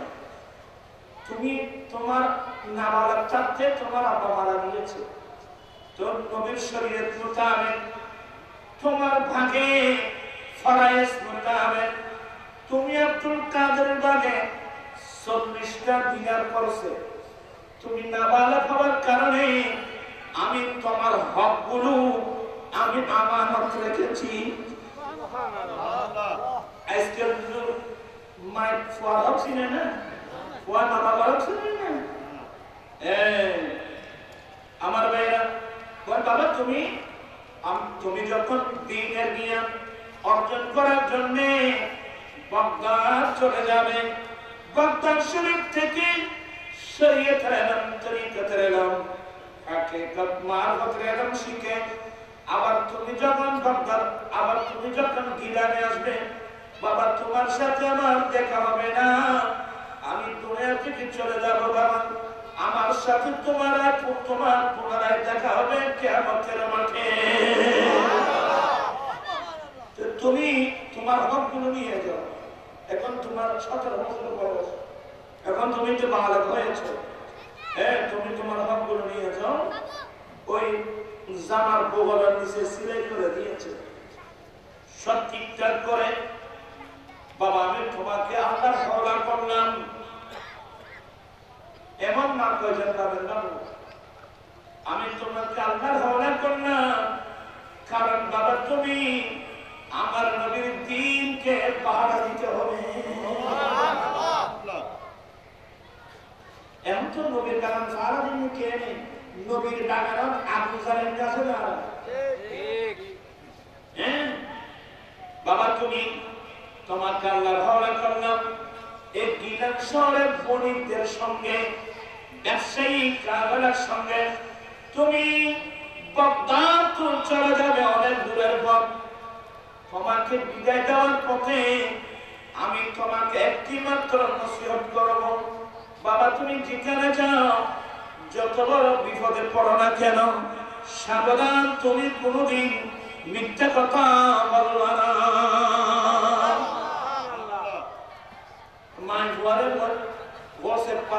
নসিহত করেছেন একটা, বাবা তুমি যেখানে যাও যত বড় বিপদে পড়ো কোনোদিন মিথ্যা কথা। আমি এটা নিয়ে অনেক গবেষণা করলাম, এই নসিহতটা কেন করলাম, তালাশ করতে করতে হাদিস পাকে পেয়ে গেলাম। আমার দয়াল নবী বলছেন সমস্ত গুনাহের মূল হলো মিথ্যা বলা। সমস্ত গুনাহের মূল কি? মিথ্যা বলা। আজ থেকে সবাই সিদ্ধান্ত নেন, এখন থেকে মৃত্যুকাল পর্যন্ত আমি প্রয়োজনে ফাঁসির কাছে যাব, আমি মিথ্যা কথা কিন্তু বলবো। বাবা তুমি মিথ্যা কোনদিন বলবা না। তো যেমন মা তেমন ছেলে রওনা হয়ে গেলেন, ওই বণিকদের সঙ্গে রওনা হয়ে গেলেন। যেতে যেতে হেঁটে হেঁটে যেতে যেতে হামদান নামক জায়গা পেরিয়ে সামনে গিরিপথ, এদিকে পাহাড় এইদিকে পাহাড়, ওই অত্যন্ত ভয়ঙ্কর খতরনাক জায়গা।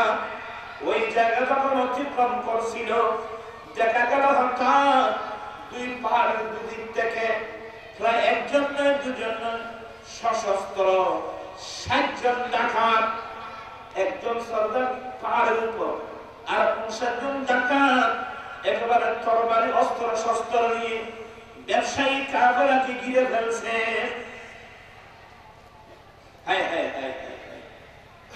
আমার রসেপাত দাঁড়িয়ে আছেন। এই জালেমরা মানুষ ব্যবসায়ী কাফেলার সমস্ত দিনের দেরহামগুলো লুট করলো, কতজনকে ফেটে ছুরি মারলো, ফেটে ফিটের মধ্যে ছুরি মারলো। আরে মানুষের আত্মনাথ রক্তে লাল হয়ে যাচ্ছে। এক জালেম একজন এসে বলছে, এই তুমি তোমার কাছে গিয়েছে বলে আমার কাছে 40টা দিনের আছে, এই বিচ্ছেদে করে নাই, এই তোমার কাছে এতগুলো দিনের থাকবে করতে, এতগুলো দিনের বা দেখান তাকে করতে বিশ্বাস করে নাই। এরা সমস্ত টাকার গুলো সব থেকে মালগুলো লুট করে পাহাড়ের উপর গিয়ে বাগবাটোয়ারা করতেছে। তো সরকার জিজ্ঞাসা, এই সব নিয়েছে তো, সবার থেকে নিয়েছে তো? বলে হ্যাঁ হুজুর নিয়েছি। বস হবে না,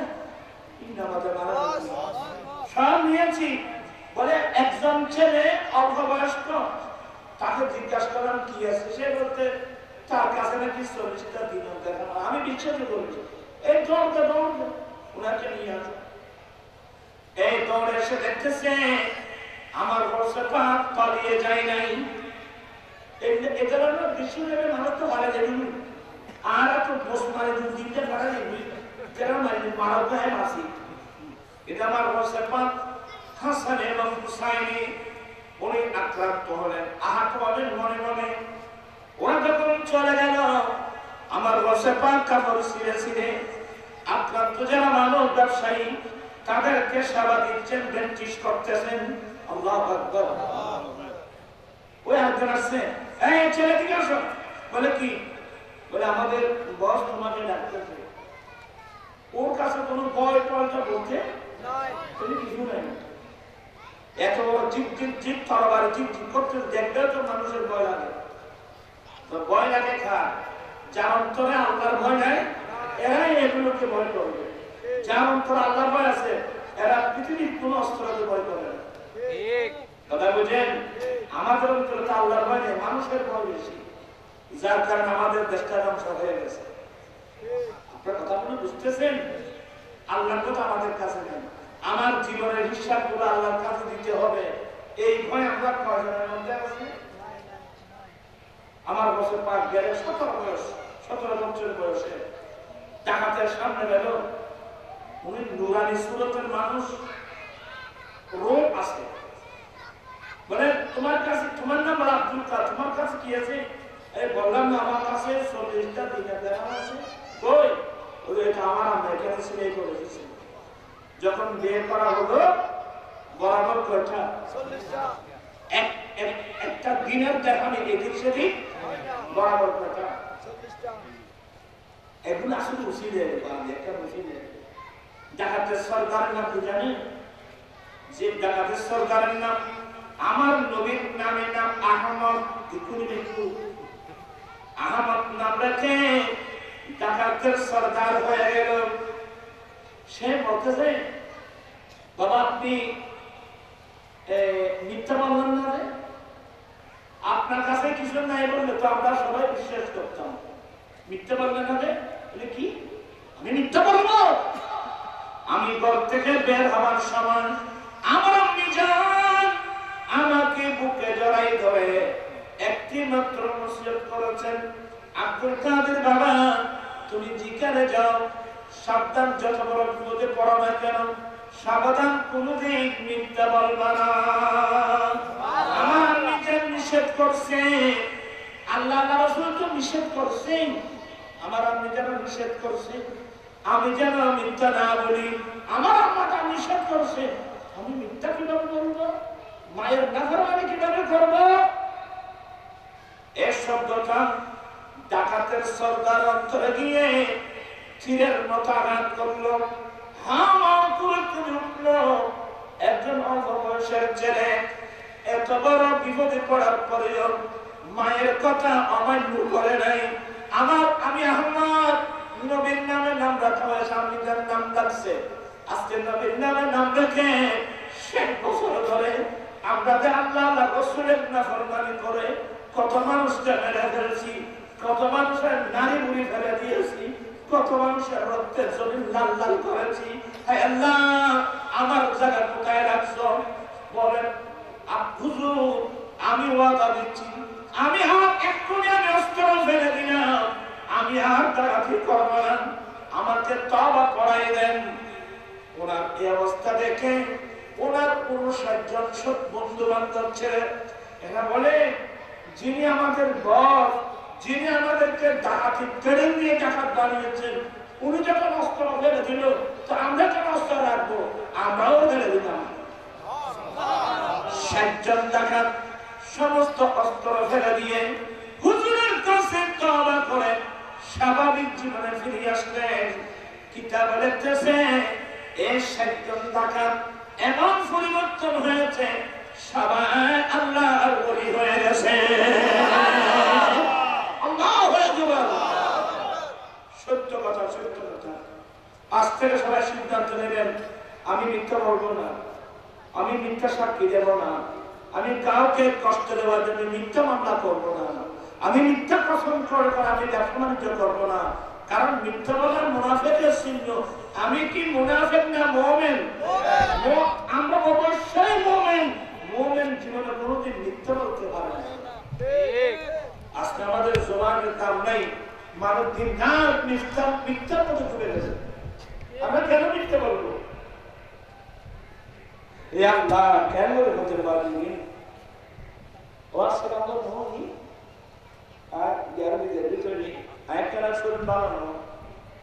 আমার মূল বক্তব্য কি জানেন? ছেলে মেয়ে মাদ্রাসায় পড়ান, আল্লাহর কোরআন আবে বুঝে নেন, আল্লাহর কোরআন বুঝে নেন, নবীর হাদিস বুঝে নেন। আপনারা নিজেরা বিবেচনা করুন, বর্তমান সমাজে মা বাবা চিনে এমন ছেলে কয়জন আছে? মা বাবার পায়ের নিচে আমরা ছেলেদের জান্নাত, এই কথাগুলো কয়জন ছেলে জানে? আমাদের নবী বলেন, যে ছেলে দৈনিক একবার মা বাবার চেহারা মায়ার দৃষ্টি দিয়ে দেখবে, আমার আল্লাহ কবুলকৃত ১০০,০০০ সওয়াব দান করবে। কিন্তু বর্তমান সমাজে মা বাবা চিনে, এবং আমরা যারা মা বাবা আছি, আমরা কয়জনে জানি আমাদের ছেলে মেয়েদের কি হক? মা বাবার উপর ছেলে মেয়েদের প্রথম হক, ছেলে মেয়েদেরকে কোরআন সুন্নাহ মোতাবেক লালন পালন করা।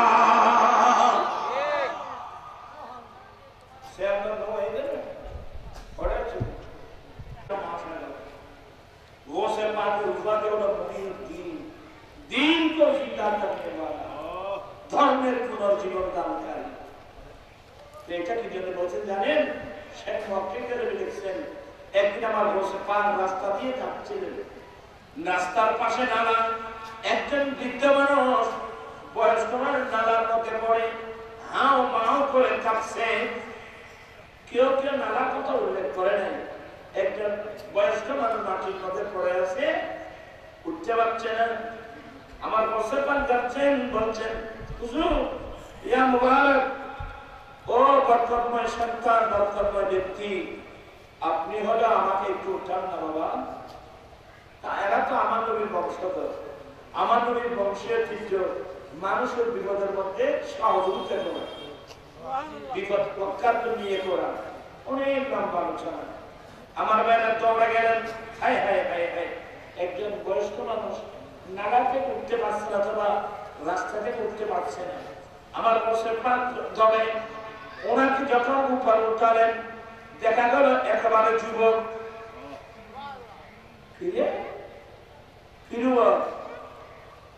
আপনি বয়স্ক মানুষ, নালায় পড়ে আছেন, উঠতে পারছেন না, আমার তো সাহায্য নেই, আমার থেকে সাহায্য নেই। আমি দৌড়ে এসে আপনাকে উঠালাম, দেখলাম আপনি একেবারে যুবক।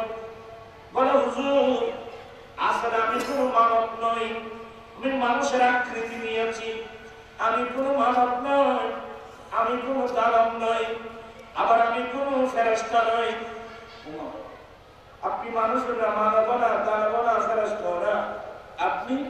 বলে, হুজুর এখন থেকে ৫০০ বছর আগে আপনার দয়ার নবী, আপনি সেই নবীর বংশধর, দয়ার নবী আল্লাহর নির্দেশে বিরামহীন ভাবে কোথায় চোখের এবং কোথায় হাত, কোথায় নিদ্রা, নিজের জীবনের ঝুঁকি নিয়ে বিশ্ববাসীকে যে ইসলাম ধর্ম উপহার দিয়েছিলেন, হাজার হাজার সাহাবা-ই-কেরাম বদরের যুদ্ধ, ওদের যুদ্ধ, হোনানের যুদ্ধে গিয়ে ইসলাম প্রতিষ্ঠার জন্য যুদ্ধ করতে গিয়ে জীবন দিয়ে যে ইসলাম ধর্ম প্রতিষ্ঠা করেছেন। আমি হলাম প্রিয় নবীর প্রতিষ্ঠিত ইসলাম ধর্ম। কি আমার নবীর প্রতিষ্ঠিত ইসলাম ধর্ম? তো আমার নবীর ধর্ম হবে তো এতে মুসলমানের মাথার মুকুট হয়ে থাকা উচিত ছিল, মুসলমানের অন্তরে থাকা উচিত ছিল। নারাই কেন বলে হুজুর, মুসলমানরা তো ইসলাম বাদ দিয়েছে, মুসলমান কোরআন তেলাওয়াত বাদ দিয়ে ফেলছে, মুসলমান ইসলাম ধর্ম ছেড়ে এখন ভিন্ন পথে চলছে, যার কারণে আমি দুর্বল হয়ে নালায় পড়ে আছি। বসে পাকের চোখে পানি এসে গেল, আমার নবীর ধর্ম নালা, আমার বসে পাকের চোখে পানি এসে গেল।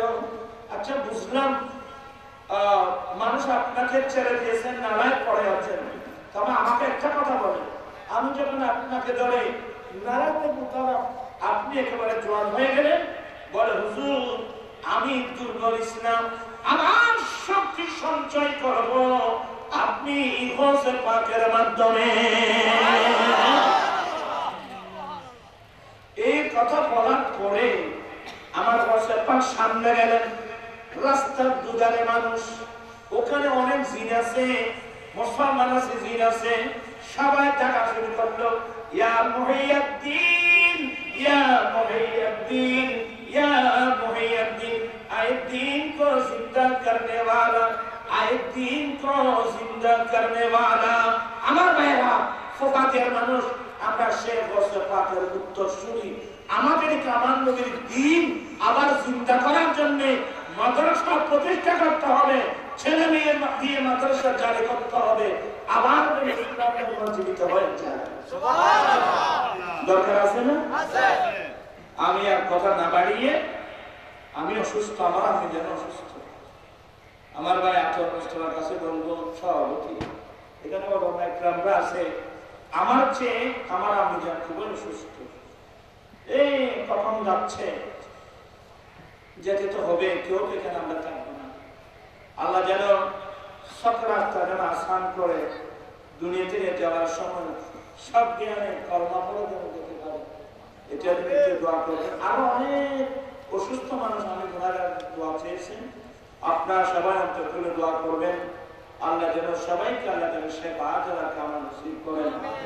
আমাদের বাংলাদেশ নিয়ে অনেক ষড়যন্ত্র হচ্ছে, এই ভারতের মানুষ সবাই না, কিছু কিছু মহল এই আমাদের বাংলাদেশ ছোট তো এটা ফাত্তাই দিচ্ছে না, এর মনে করতে আমরা যুদ্ধ করে বাংলাদেশ দখল করে ফেলবো। আমি তাদেরকে বলছি বাংলাদেশ দখল না, তোমরা ভারত কিভাবে রক্ষা করবে এটা চিন্তা করো। তোমাদের ভারত হয়ে যাচ্ছে, তোমাদের ভারত নিয়ে চিন্তা করো, আমাদের বাংলাদেশ চিন্তা করো, তোমাদের কোনো কি নেই, দরকার নেই। আরো তিনটে কথা আসতেছে, আমি খুব মেজাজি মানুষ, অনেক কথা বলছি, আরো সামনে বলবো। বাংলাদেশ নিয়ে আপনারা যে মন্তব্য করতেছেন, বাংলাদেশ না, আপনারা আপনাদের ভারত নিয়ে চিন্তা করেন, ভারতের কি অবস্থা, আপনার ভারতের মুসলমানের সাথে কি আচরণ করতেছেন। এখানে একটা হিন্দুকে এরেস্ট করাকে কেন্দ্র করে যেভাবে তিরুপাল শুরু হয়ে গেল, সংখ্যালঘুদের উপর নির্যাতন চলতেছে, এখানে কোন হিন্দুর উপর নির্যাতন চলছে কে বলতে পারবেন?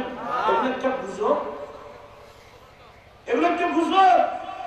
আর যে লোকটা করতেছে এই নাম কি? না না না, শুভেন্দু না, কি শুভেন্দু না, এ বিজেপি করে।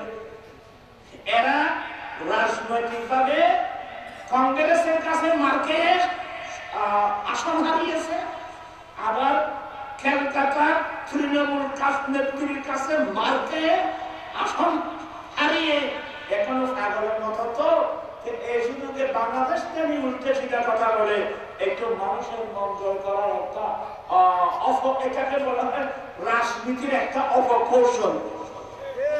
এই জন্য আমরা প্রেক্ষারে রাখছি, সতর্ক করছি, আপনারা আমাদের বাংলাদেশ নিয়ে চিন্তা করবেন না, আপনারা আপনাদের ভারতকে কিভাবে রক্ষা করবেন এটা নিয়ে চিন্তা করেন। বাবরি মসজিদ যখন ভাঙছিল, অশুভেন্দু তুমি তখন কোথায় ছিলেন? গুজরাটে যখন হাজার হাজার মুসলমানকে শহীদ করা হলো, তখন তুমি কোথায় ছিলে শুভেন্দু? এভাবে আমি একটা একটা বলতে গেলে অনেক কথা আসবে। আমি আগে তো আমাদের অন্তর্বর্তীকালীন সরকার প্রধানকে আমি অনুরোধ জানিয়েছিলাম, ভারত আমাদের প্রতিবেশীর একটা কাজ আছে, তাদের সাথে আমাদের সুসম্পর্ক রাখা দরকার, তারাও আমাদের সাথে সুসম্পর্ক রাখা। আমি অনেক হচ্ছে যে দূরত্বটা কমিয়ে, আপনি যেটা আন্তর্জাতিক ব্যক্তিত্ব, আন্তর্জাতিক নদীন আছে, ভারতের সাথে আমাদের যে দূরত্ব আছে এটা আপনি কমিয়ে আনতে পারেন। নদীর পানি বন্টন যদি না হয়, প্রয়োজন আপনি আন্তর্জাতিক আদালতে মামলা করবেন। এটা আমি অনেক পরামর্শ দিয়েছিলাম, কিন্তু এখন দেখতেছি না আসলে এদের মনোভাব ঠিক নেই। ভারতের মনোভাব এ সুবন্ধু দুবন্ধু কি এগুলো আমি বুঝি না। হ্যাঁ, এরা যেভাবে বাংলাদেশের মানুষকে হয়ে করে কথা বলতেছে, তুমি কাকে হিয়ে করে কথা বলতেছো? তোমার দেশে করে তোমার কাছে আছে, তোমার দেশের মানুষ মুসলমানরা, তোমার দেশের হিন্দু যারা আছে, এরা ঠিকভাবে চলতেছে খবর তোমার কাছে আছে? তুমি তোমার দেশের মানুষের খবর নাও, তোমরা তোমাদের ভারতকে রক্ষা করার চেষ্টা করো, নতুবা তোমাদের এই অভ্যাসের কারণে বাংলাদেশ তো না, তোমরা ভারতকেও রক্ষা করতে পারবে না। দেখবা ভারত টুকরো টুকরো হয়ে যাবে, কাশ্মীর টুকরো হয়ে যাবে, পাঞ্জাব চলে যাবে, মণিপুরতে আছে না, মণিপুরের যুদ্ধ বন্ধ করতে পারছো? আসলে তুই বাংলাদেশ নিয়ে কথা বলতে কি, মণিপুর যুদ্ধ নিয়ে কথাবার্তা বলে না। এটা রাজনৈতিক অপপাইরেসি, ওই আবার কান্ট্রি বাইরে হওয়ার জন্য, এটা কি হওয়ার জন্য? একটা বাইরে হওয়ার জন্য, বাইরে হওয়ার জন্য কঠিন দল দলে কথা বলছে। আমরা এভাবে দলের কথা বলি না, আমাদের অভ্যাস নাই, আমাদের মানবতা আছে, আমাদের ভাষা সুন্দর, আমাদের আচরণ সুন্দর। আমাদের দেশে হিন্দু আছে, বৌদ্ধ আছে, খ্রিস্টান আছে, জুম্মা আছে, চাকমা আছে, আমাদের মধ্যে কোনো দ্বন্দ্ব আছে? কেন তুমি দুষ্টমি করতেছো? রাজনৈতিক ফায়দা হাসিল করার জন্য কিছুই হবে না। আমি সবার দৃষ্টি আকর্ষণ করছি, দোয়া করবেন আল্লাহ যেন একটা শান্ত দেশ আবার যেন একটা শান্তির মধ্যে এসে যায়। সবসময় একটু দোয়া করবেন, আমার জন্য একটু দোয়া করবেন, আর মাদ্রাসার জন্য দোয়া করবেন, ছেলে সন্তান দিবেন, টাকা পয়সা দিবেন। ওয়া আখিরু দাওয়ানা আলহামদুলিল্লাহি রাব্বিল আলামিন ওয়া আমিন। মাওলানা সাল্লাল্লাহু আলাইহি ওয়া সাল্লাম দাইমান আবাদা على حبيبك خير الخلق كلهم. ربنا ظلمنا انفسنا وان لم تغفر لنا وترحمنا لنكونن من الخاسرين. مولا الكريم মাজিদ কে কবুল করো। আল্লাহ ফহাদিয়া সুন্নি যুবক উন্নয়ন সমিতির বাইরে মহব্বত আল্লাহ তুমি কবুল করো। আল্লাহ এই মাদ্রাসাটা কবুল করে নাও। এলাকাবাসীর অন্তরকে আল্লাহ তুমি মাদ্রাসার দিকে দাবি করে দাও। আল্লাহ আমার আমি অসুস্থ সেবা দাও, আমাদের রাষ্ট্র দাও। আমি অসুস্থ, অনেক মা ভাই অসুস্থ, আল্লাহ সবাইকে সেবা দান করো। সারা বিশ্বের মুসলমানের জান মালের হেফাজত করো। আল্লাহ বিজ্ঞার হাত উঠালাম। আমাদের বাংলাদেশ আক্তারা ছোট বলে আজকে জালেমরা যে হিয় করে আমাদেরকে কথা বলতেছে, বাংলাদেশ নিয়ে মন্তব্য করতেছে, আল্লাহ তুমি তাদেরকে হেদায়েত নসিব করো। আল্লাহ যারা খারাপ মন্তব্য করতেছে, আল্লাহ কলঙ্ক সমান কুদরতের দিয়াঙ্গুল মাঝখানে আল্লাহ তুমি চাইলে আজকে সে আমাদের বিরুদ্ধে বলতেছে, চাইলে 5 মিনিটের মধ্যে সে এরা আবার কলমা বলে মুসলমান বলে আমাদের সঙ্গে এসে যায়। আল্লাহ সে তো আর তাদের নসিবে ঈমান না থাকলে তাদের ষড়যন্ত্র থেকে এই দেশের প্রত্যেক জনগণ, সে হিন্দু হোক বৌদ্ধ হোক, আমরা মুসলমান আছি, প্রত্যেকের জান মাল জুতা বুঝে হেফাজত থাকে। আল্লাহ সে তৌফিক দান করা। আমিন। বিহাক্কে লা ইলাহা ইল্লাল্লাহ।